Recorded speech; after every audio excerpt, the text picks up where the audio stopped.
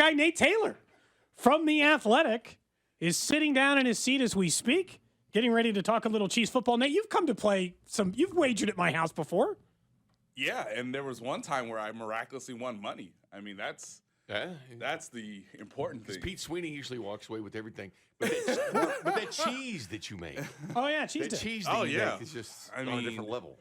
Yeah, so I haven't done it in a while. We need to obviously pick this up in the off season. But no, I've enjoyed showing people how little I know about poker, yet still being competent enough to participate. Like, the hands generally. Yeah. But it's just like. I'm not somebody who's. You're not trying to read Jay Binkley as he puts his chips in. You guys are fine sober. And then when you start having a few drinks, then it gets loose. Yeah. The coke man goes right to the chips, man. Look, man, I'm not calculating the odds. That's what's so enjoyable about watching poker on television. It drives Holly, my wife, nuts because she's like, keep going. Keep finding another channel. I'm like, but look at that hand. What does he know? What does he see? Like, man, why don't they have the percentages when I play? It's making it a lot easier. Yeah, for me. it's like so easy. You got to take your cameras and hook them up for this game so we can watch it later. Because I'd like to see what people. You want me to live stream the the Tap family in between game? Because I want to see what people had beforehand. He's going to study some film. Yeah. We need one camera on just the cards in the middle of the table. One on just Pete. Just a little peek. Nate, I've invited you to the in-between game. Have you made it to that gambling game at the Tap Family House yet? The one where we play AC-Doocy? I don't think you have. No, I've invited you a few years, but I don't think we've met up for that one yet. No. That's just pure gambling. You don't need to know anything about the game to play it. Just pure, straight-up gambling. Like, if you're the person who sits at the poker table and starts making bets on who's the next person to walk in, this is the game for you. Can I tell you that my most enjoyable part of Vegas earlier this season was me and Sam McDowell from the Kansas City Star were just walking through. I think it was the Aria at the time, walking through their casino. That's a nice casino. It is, and the both digitized and I guess more like when we were kids with choo-choo trains. Instead, they do it with horse racing, where you're just watching the horse on the little like wheels, and he's just going, and you're like, go! Like I'm screaming for horses that aren't real, but I could watch it on the big screen in a more animated format, or I could watch it like it's like literally like I was like, wow, this is what my son must have thought when he was really, really into choo-choo trains at Union Station. Just like, keep going, go. Did you ever see Vegas Vacation? It was one. Yeah. But Randy Quaid, when they went out, they played a game. He went to casino when it's all games that don't exist. The casino, like they're playing like rock paper scissors. And the shell game where you didn't bet on pick a number, right? Where the number peanut two. is underneath the shell. Gotta be number 2. Gotta be. If time works out, I'll be happy to donate my money to charity in the manner of family and friends. That'd be we'll do not just a poker game, but it'll be like a 6-10 poker game. Yeah. You as the listener can come. It'll be me, you, Bink, Pete Sweeney. Make a whole crew out of it. When you, speaking of Vegas and gambling, like as I look at the playoff setup for the Chiefs, be honest, Nate, this is the worst I felt like. I unless you were doing severe mental gymnastics, tell me the way in which the Chiefs can beat the Bills, Dolphins, and Ravens in 3 consecutive weeks based on the way they played football this season. Like I'm not trying to be a downer. I'm just saying I don't know a way in which that's plausible, which is why, like on Sunday, it's like go Miami. Give me any possibility of getting Buffalo the hell out of there. So at least one of these games can be against Indy or the Texans or the Steelers, Like because I have a hard time imagining a path unless there's a major injury that occurs or an upset that occurs so you don't have to face all three, that you can get through all 3 of those teams. All right, give me the 3 teams again. The first one would be Miami, Buffalo, Miami, and then the Ravens. Okay. They beat Miami. Yeah, they've beaten Miami. Miami has injury problems right now, which is really starting to show. Yeah. Unfortunately, we all saw what happened with Bradley Chubb in the fourth quarter on a meaningless snap, but he wanted to be out there, and that's their best pass rusher, clearly. So, obviously the Chiefs have a great secondary, so you would think that they could, negate the effectiveness of Tyreek Hill and Jalen Waddle to at least make Tua Tagovailoa hold the ball longer than he wants. Obviously, it would be loud and crazy in Arrowhead with Tyreek involved. So I'll say, okay, they're probably going to win that game, especially if we assume most of the core guys, I should say, take a break in Week 18 against the Chargers. They come back as rested as you possibly could for the postseason. If you play the Buffalo Bills, there's only one thing and one thing you can pray on. Spags, I need the most chaotic game plan possible. Because if it's chaotic, then it speeds up Josh Allen. And if you speed up Josh Allen, there are more chances to have what in the world is he doing plays that could keep you in the game or could actually tilt the game in your favor, right? So you would tell... He might just make a weirdo mistake, because he makes weirdo mistakes, sure. And that's the beauty of Bill Belichick. Even though they play them 2 times a year, every time they play, it's like, Josh, what are you doing? You know, where they have turnovers aplenty. Now, they're the more talented team, so there's a reason why they win, you know, a sheer amount of those games. But they've been the more talented team in other matchups against the Chiefs in which they've lost in the playoffs, or at least as talented, I'll be honest. Yes, and again, Stephon Diggs is not the player he was. And Snead locks down every number 1 wide receiver. So, I mean, I don't have to... if all you have is one great wide receiver, we're kind of cool. I don't worry as much about that. And so, look, you want Josh Allen to give you 2, maybe 3 plays for turnovers that could swing the game in your favor, and you ask Mahomes to just be consistent, be solid, make the smart decisions, rely on your defense. That's a way you can sort of squeak by that game. And in the AFC Championship, if it does occur in Baltimore... You're playing good enough football. At least you got there. At least you got there, and none of the pressure's on you. Yeah. As weirdly as it sounds, none of the pressure would be on the Chiefs. Defending Super Bowl champs. Yes. Well, Lamar has to. If he loses at any stage in the postseason before the Super Bowl, it's going to be bad. He's going to get that big rubber stamp on his head as can't win in the playoffs immediately to everyone. Yes, he will immediately become the Peyton Manning to the Tom Brady era, where it took forever for him to get through. Now, eventually, they did get through. In the 06 championship game, that was at home in the RCA Dome for the Colts. And again, it took Tom Brady throwing a last-second interception in a comeback attempt to barely get them to the Super Bowl. So, look, when that game was played, even though you could say the Patriots were less talented, even though they didn't have as good of a record as they normally did, even though Tom Brady was throwing to Jamar Gaffney, which is the equivalent of what Patrick Mahomes has as wide receiver. Well, before Rashee Rice emerged, yeah. Yeah. All the pressure that day was still on Tony Dungy and Peyton Manning and Jeff Saturday and the Colts and Marvin Harrison trying to explain to Peyton Manning, hey, we should run the ball here. We should really use Joseph Adai because, they expect you to throw another interception, man. So all the pressure would be... that's funny. That's how I feel about Pacheco right now. Run it. Exactly. So all the pressure, I think, would be on Baltimore in that game. Again, those guys have had a incredibly good season, and their defense is just as good. So you know it's going to be low scoring. It's going to be tight. 17-14, 2017. But if you hang around long enough, maybe Mahomes gives you that play or two. Maybe Travis Kelce does it. Chris Jones. The Chiefs have enough people that you would rely on, knowing that they've been there and that they've done that against a team that is perhaps more talented, but is yet to go through the postseason, the trials of the postseason the way the Chiefs have. And the way the AFC is, not many teams actually feel good about themselves because they're all weaknesses. Yes. I mean, Baltimore, yes, because they're number 2 in scoring offense, 1 in scoring defense. Correct. That's a good football team. OptaStats put this out too, Nate, which is crazy. They now have 8 wins of 14-plus points against teams above 500. Houston, Cleveland, Detroit, Seattle, Cincinnati, Jacksonville, Frisco, and now Miami. No team in NFL history has more than 5 regular season wins against winning teams by more than 14 points. Buffalo, 6th in offense, 4th in defense. Yeah. But I can't think of a more inconsistent team than Buffalo. It's either been, they lose the Jets in week 1 without Aaron Rodgers, basically. Yeah. Yes. And then all of a sudden they win a couple, they go to London and beat a Jags team that had struggled to that point. But they've been so up and down. They fired their offensive coordinator. Sean McDermott, people are wondering if he's going to get fired too. He also makes boneheaded decisions like Josh Correct. does. But then they beat the Chiefs and the Cowboys. All right, they're back. Yes. And then they go play a Chargers team that just fired their head coach and had 63 points put on them by the Raiders. And it came down to the final minute with a field goal. And then they barely beat the Patriots, where Josh Allen had a quarterback rating in the 30s in the first half.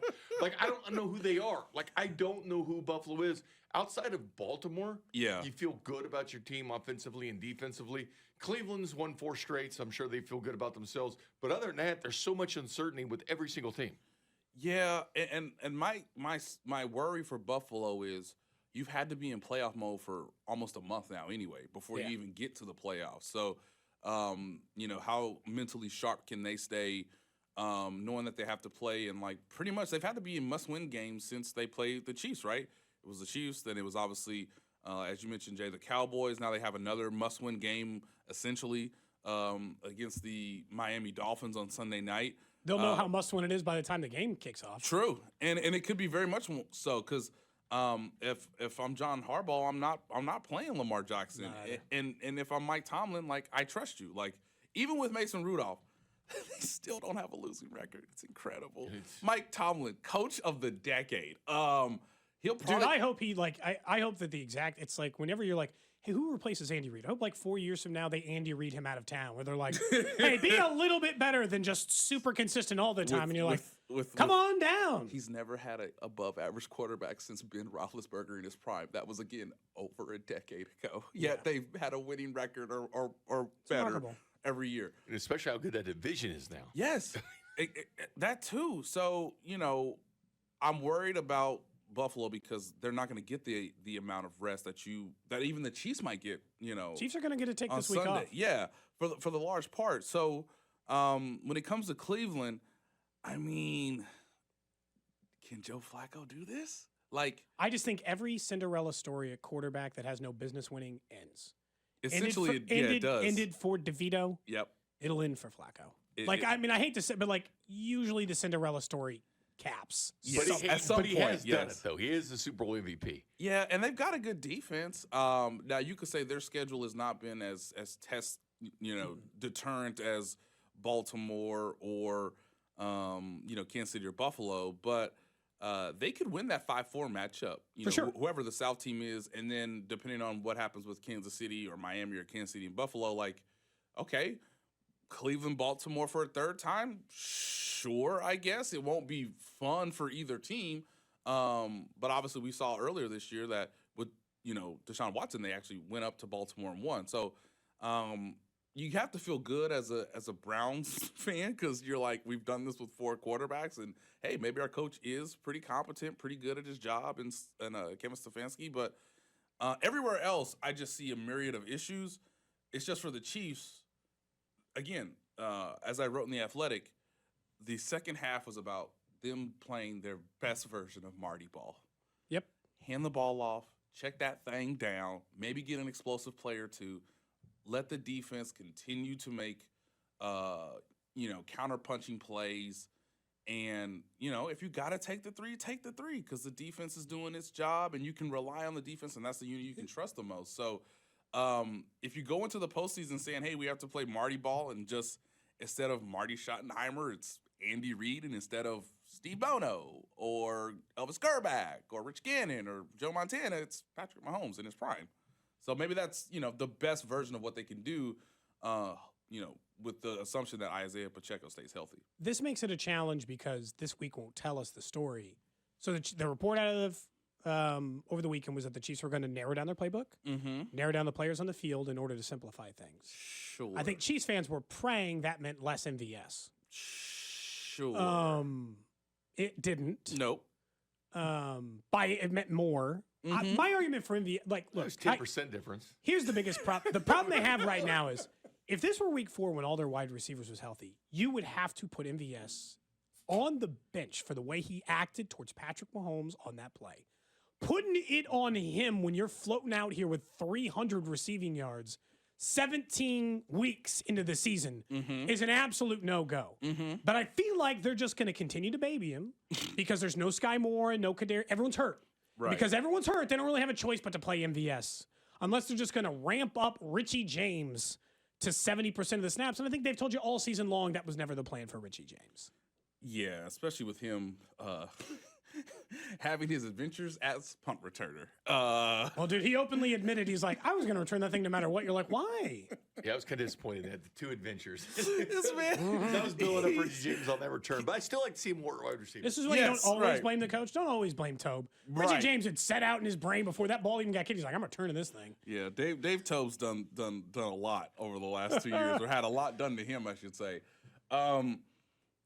Can I tell you, Cody, the last time the Chiefs scored 30 points? Oh, God. Was it?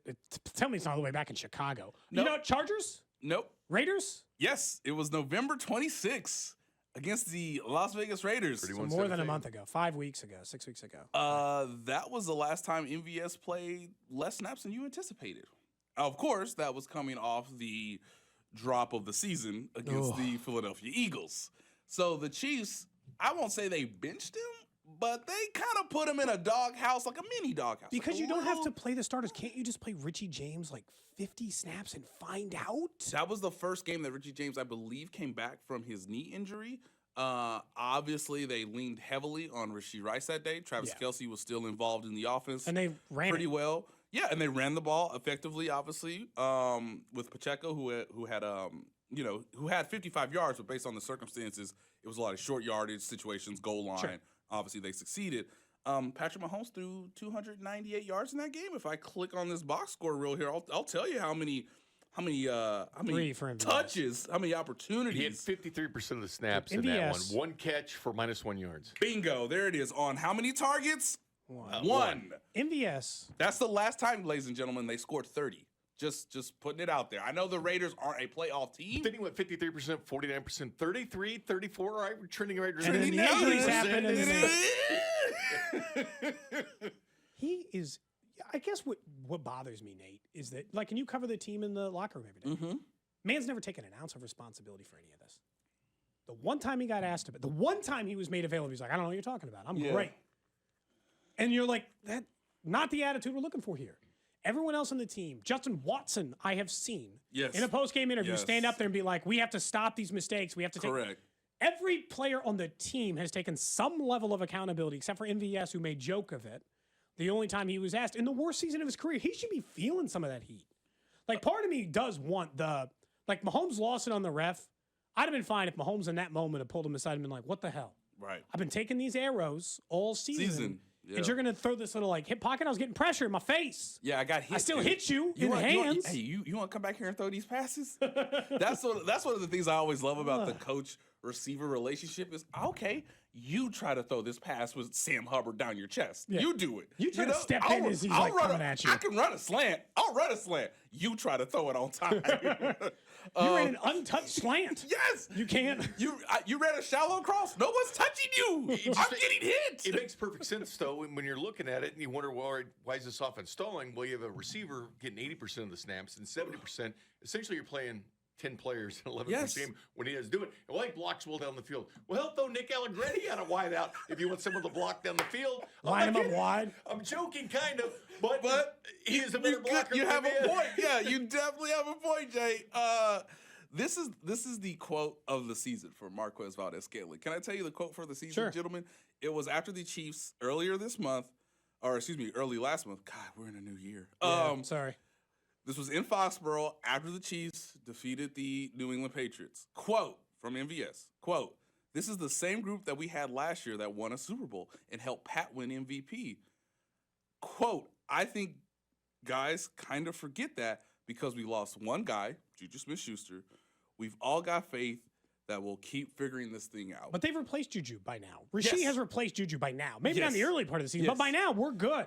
All I'm trying to explain to you is that Marquez Valdes-Scantling's quote of the season is talking about, well, this is the same group as last year. Without acknowledging that he is the biggest difference from the same group of last year. Yes. Did they find something in the deep ball with Rashee Rice at least? I know he broke off that route. I desperately want them to try him deep more because right now it's just Justin Watson for the deep passing game, and that's not a good way. He's done fine. He's done fine for the role. He gets down there, he gets open sometimes, but you want more than one deep threat. And if MVS is not going to be that, why not Rice? And how big is it that he broke off the route he was going to do that turned in that big route? Like, we've been waiting for this all year. Like that's like communication. That's getting it. That's a Kelce move. That's a Tyreek Hill when he was here. It's understanding when you're quarter. Hey, this is wide open here. Right. We've seen Justin Watson probably could do that several times, but it was kind of a aha moment. I thought that was good for his development. Like, okay, he's going to take. It's not so Wink Martindale. You say it's not the play they call, the play they run. Yes. And that was kind of one of those plays they run when Rice did that, and it's like, okay, now he's on the same page with Patrick. This is what you've been waiting for. And Mahomes was on time with the delivery, right? Yep. So you know it's there, it's possible. And I think it's not only just huge for the two of them, Rashee and Patrick, but these are the coverages you're going to get. Yep. Like they're going to cover the hitch. That's the beautiful thing now. Is like, okay, you're starting to find the counter or the changeup to whatever the coverage is because they're not playing 4 deep. They're not. There was no one left. There was one man covering the short route for Rashee Rice and not a soul else looking for the deep ball. And a lot of what safeties have done over the last couple weeks now is, okay, either my first eyes are on Travis Kelce. What is he doing in the middle of the field? Just so I can take away maybe one way for him to sort of break off his route, the way you explained it well, Jay. And then secondly, the safety's coming down because I want to drive on crossing routes. I want to drive on hitches, on things that the offense knows that they have to do. If they're going to throw the ball behind the line of scrimmage, I want to already be moving forward to sort of take away the yards after the catch, which the Chiefs have been good at, but defense is starting to adjust to that. So if you know there's only going to be one deep safety because one's trying to eliminate sort of the check down or the crossing pattern or maybe even the screen game, right? Because the Chiefs have tried to sort of create big plays on screens, then these are the coverages you're going to get. And the more Rashee gets that type of, communication with Patrick, and this is something you can kind of discuss in the huddle or on the sideline, like, hey, if it's this, then obviously I want you to adjust here, or obviously if the safety's a little higher, you can maybe bend your route a little bit more. But for him to show that, at least it's going to have to make defenses start to respect it more. And if they do it a second time, let's say in the wild card round, then the next part is how do you finish that drive with a touchdown? And I do give the Chiefs coaching staff credit that they'll probably have 1 or 2 specialty plays in the red zone when they get to the playoffs that will increase their chances of scoring a touchdown. Because the one issue Rashee Rice has, and Patrick mentioned this after the game, is he doesn't have long speed. He has great burst. He has great energy after the catch. But he's not going to keep going to the end. But he's not Tyreek Hill, and obviously Chiefs fans are so accustomed to that. Let me ask you this, Nate, because you'd be perfect to answer this because the way you cover this team inside and out. So I asked Cody if he could remember a time. Andy Reid, if you don't practice Friday, you typically don't play. Correct. Like L.J. Snead played 100% of the snaps. Yes. He did not practice all week. Crazy. Like you just don't see that. He wanted to play. He wanted to play. Can you remember? Can you remember any other time where someone didn't practice on Friday and then played that game? Because I can't. Not concussion protocol, because we figured that's a little different. Outside of that's that, a little different. But because of course that was Isaiah Pacheco, right? Yeah. Basically, but he came back Friday. But to not practice all week shows you how much they need him in this game. But I can't think of many examples at all, guys that didn't practice Friday and played. No, I can't think of that. Maybe no. I think there's like 2 exceptions, right? Obviously, if it involves the quarterback, but outside of that, maybe an offensive tackle, an offensive lineman of some sort. Because that's man, what he did in that game. Yeah, that's usually the case. And again, Andy Reid is old school, and so it's funny that I wake up Sunday and I'm like, well, he didn't practice all week. It's not like you can get a ton out of the walkthrough. So okay, I guess we'll see what the pregame routine is. Now there's been times where Travis Kelce had a back spasm before the AFC Championship game last year. There's been times when I believe it was against the Cowboys a couple years ago that Tyrann Mathieu had his knee swole up. But they didn't practice Friday. But they practiced. Yeah, they practiced that whole time, right? And Kelce's injury happened in Friday's practice.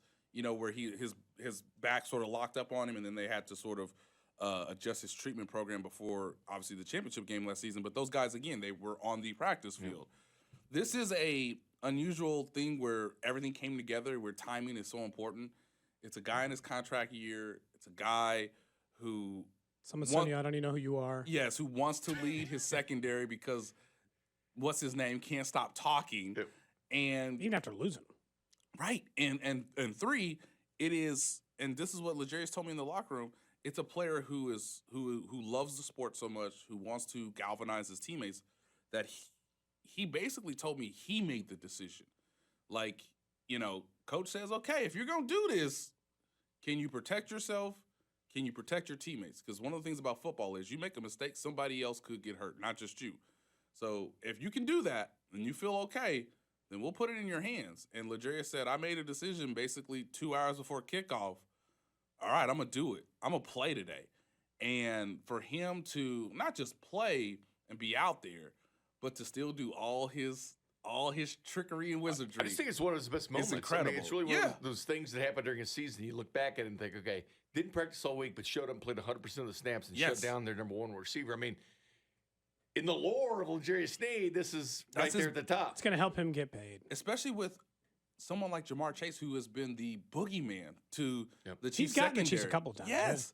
And so for him to put that type of performance together, for him to, like you said, be on the field, to shadow him, to continue to push him, like just to not bite when somebody's trying to get you to openly fight on the right. field. No, I'm just gonna shove you again, and put my face next to your face, and I'm gonna mess you up mentally more than you're trying to intimidate and sort of get me off my game. An impressive performance, and now he's earned a chance to get as healthy as he can for the wild card game, because he doesn't need to play this week.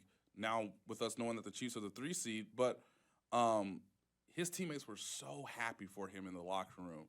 And for me to ask the question that I'm sure was on everybody's mind, and for him to give the answer of, I heard him talk, but told him a good game and check the stats. And I just said, okay. Ooh, what a quote, baby. What a quote. I don't need no further questions. You didn't even say it. You literally made that face in the video. Ooh, yeah. Ooh, look at that. That'd be a good T-shirt. You guys made these T-shirts. Check the stats. Check the stats. Check the stats. I mean, you have that's a simple comeback, but they've gotten Jamar Chase twice on simple comebacks that are very good, because he said that's who. And when you see that little post with that's who and the 2 rings, they've gotten the last laugh a couple of times in the trash talk. They let Jamar do the bulk. Yes. Do the heavy lifting. Yes. And they like to come in with the final shot. Man. So one thing about the Chiefs, they're going to remember. Right. If you're not right, they're going to let you know you were right. I mean, we asked Andy on Friday, Coach, you hear what they putting on the bulletin board this week? And he's like, I got small ears, guys. Come on, I'm worried about the game, and the Bengals are a good team. And it's like, Coach, come on. Just, I know you're not going to say it, because that's, you want to keep that in the meeting room, and you want to obviously be a leader in a particular way of like, hey, if I'm going to tell the guys not to say anything, I also have to live by that walk. But you could tell in his mind that he's like, oh, don't worry. That thing's loaded up for Sunday afternoon, guys. Don't you worry. They'll hear about it from me before kickoff. Nate, thank you as always. Yeah, for coming in. Anytime. We appreciate having you. Maybe we'll see you for some future gambling endeavors. I mean, or the future poker game between you and some listeners. If they bid enough for the Negro Leagues Baseball Museum, I assume you're in. Oh, of course. Yeah, I can. If I just know going in, this is going to Bob charity. Kendrick and Kiana Sings and everybody down at 18th and Vine. Okay, I can be comfortable with the emotional sadness of I thought I had the right hand. I got beat. Appreciate the time as always, Nate.